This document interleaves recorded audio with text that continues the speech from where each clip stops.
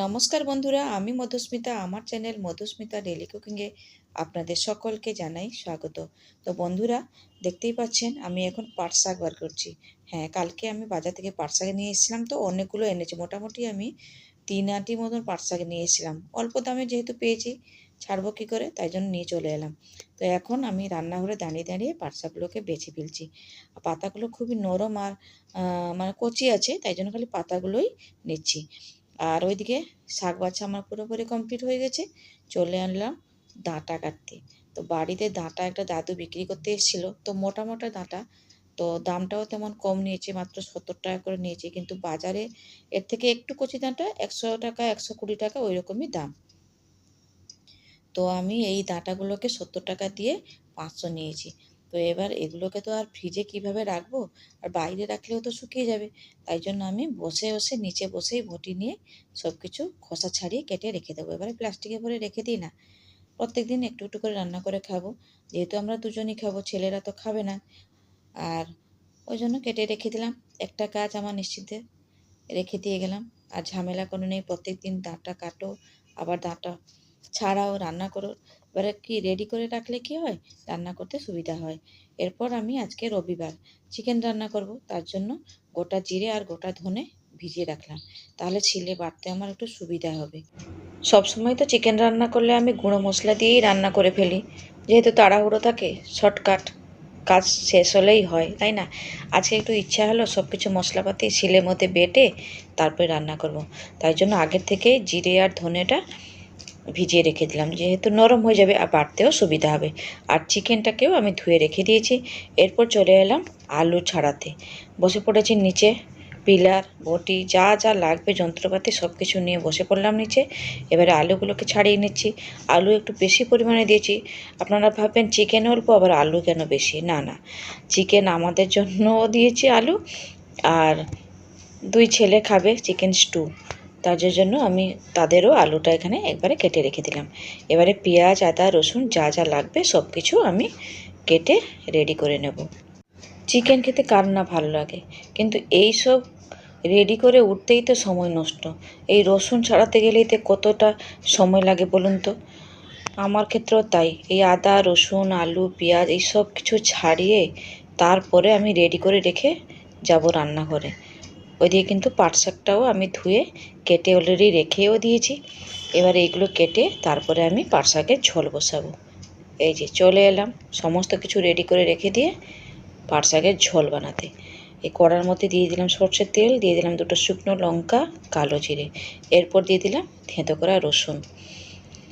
একটু ভাজা ভাজা হলেই দিয়ে দেবো কেটে রাখা পাট শাক। তো পাট শাকের ঝোল কাদের কাদের খেতে ভালো লাগে অবশ্যই কিন্তু আমাকে কমেন্টস করে জানাবেন।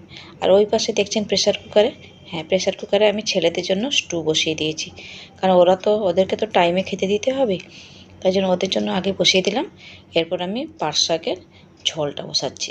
এই গরম পড়ে গেছে, এখন থেকেই মানে যা বীভৎস গরম। এই পাট শাকের ঝোল খেলে একটু আপাতত পেটটা আমাদের ঠান্ডা থাকবে। আমার তো ভীষণই ভালো লাগে পাট শাকের ঝোল। আমার বড় ছেলেও খেতে খুব পছন্দ করে পাট শাকের ঝোল।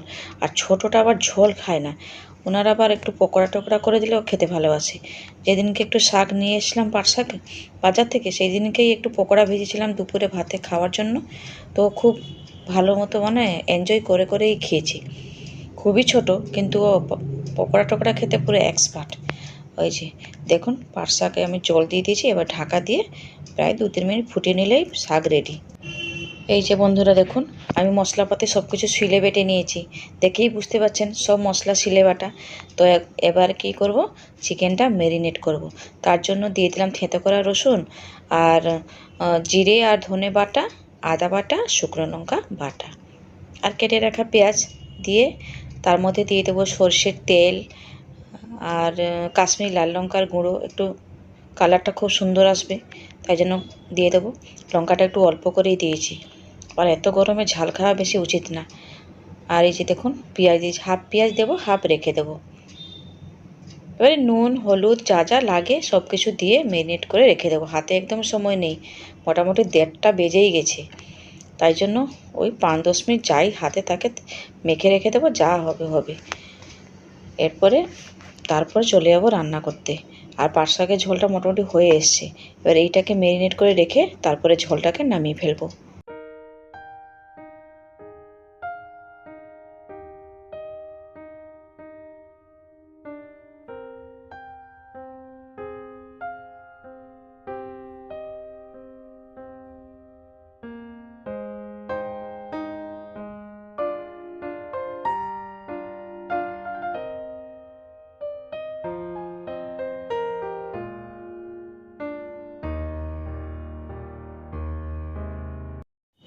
চিকেনটাকে ভালো মতো আমি ম্যারিনেট করে নিলাম। এরপর আমি ঢাকা দিয়ে রেখে দেবো। হাতে সময় নেই, তাও 5 মিনিট থাকলেই হয়। এই দেখুন, এদিকে কিন্তু আমার পাট শাকের ঝোল কিন্তু অলরেডি হয়ে গেছে। এবার ঝোলটাকে আমি নামিয়ে নেব। আজকে দুপুরে আর তেমন কিছু রান্না করব না, কারণ হাতে সময় নেই। ওর বাবা বলছিল আলু ভাজার জন্য, কিন্তু সময় নেই, তাই জন্য করতে পারবো না। ওই পাট শাকের ঝোল, মিষ্টি দই আছে আর চিকেন দিয়ে খাওয়া হয়ে যাবে। তো শাকটাকে নামিয়ে নিয়েছি, কড়া ভালো মতো ধুয়ে আবার গ্যাসে চাপিয়ে দিলাম। এরপর দিয়ে দিচ্ছি সর্ষের তেল। তেলটা গরম হয়ে গেছে, একটুখানি হলুদের গুঁড়ো দিয়ে দিলাম। এরপর আমি আলুগুলোকে ভেজে নেব, লালচে করে আলু ভাজবো। চিকেন কারি করব, তাতে আলু না দিলে হয়? আর চিকেন কারিতে আমাদের বাড়িতে সবাই কিন্তু একটু আলু খাওয়া বেশি পছন্দ করে, তাই জন্য একটু বেশি করে আলুটা দিয়েছি। রবিবারের দুপুর মাংসের ঝোল দিয়ে ভাত খাবো, আলু থাকবে না তাই কখনো হয়? তাই জন্য আলু দিয়েই আজকে চিকেন কারি বানাবো, পুরো লাল লাল করে।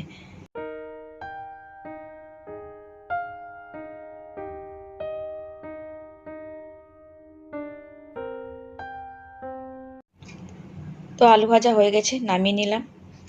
এরপর কি করব, তেলের মধ্যে দিয়ে দিলাম সামান্য একটু চিনি। একটু কালার চলে এলেই দিয়ে দেবো যে বাদবাকি যে কাটা পেঁয়াজগুলো ছিল, দিয়ে দিলাম।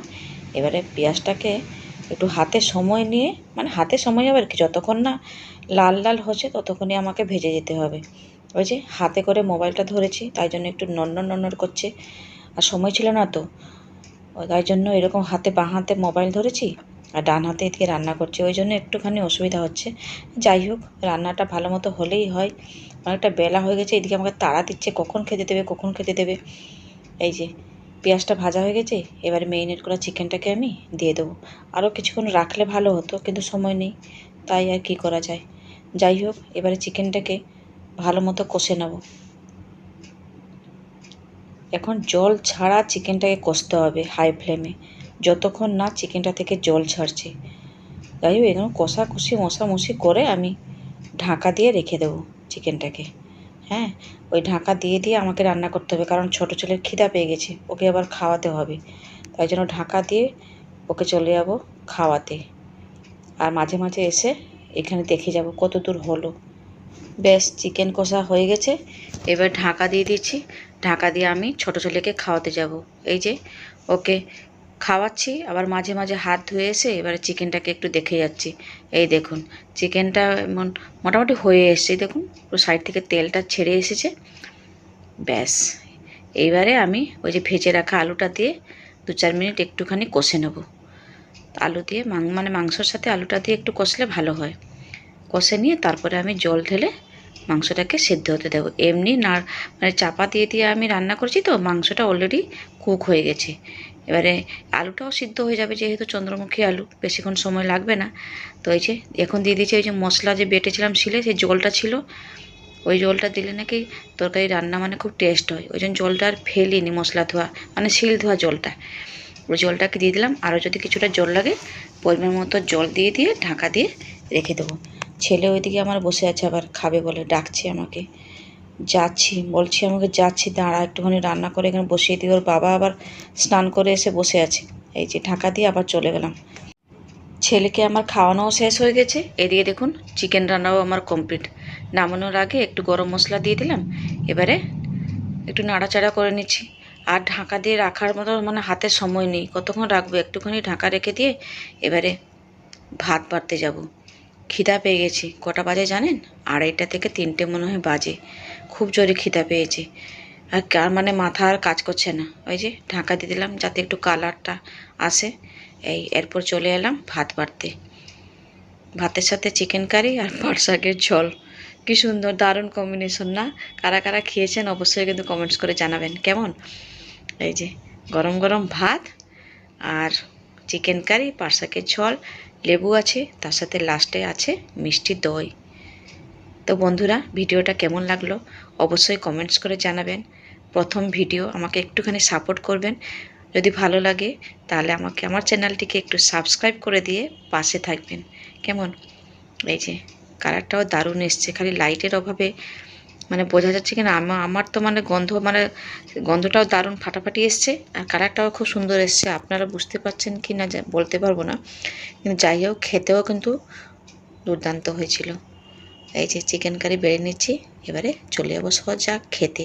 খিদা পেয়ে গেছি, আর মানে চিকেন কারি গন্ধ শুনে আর মানে ভাত খেতে ইচ্ছা করছে, এখন জিভ দিয়ে লাল পড়ে যাচ্ছে। এই যে দেখুন পুরো রেডি। কেমন লাগলো অবশ্যই জানাবেন।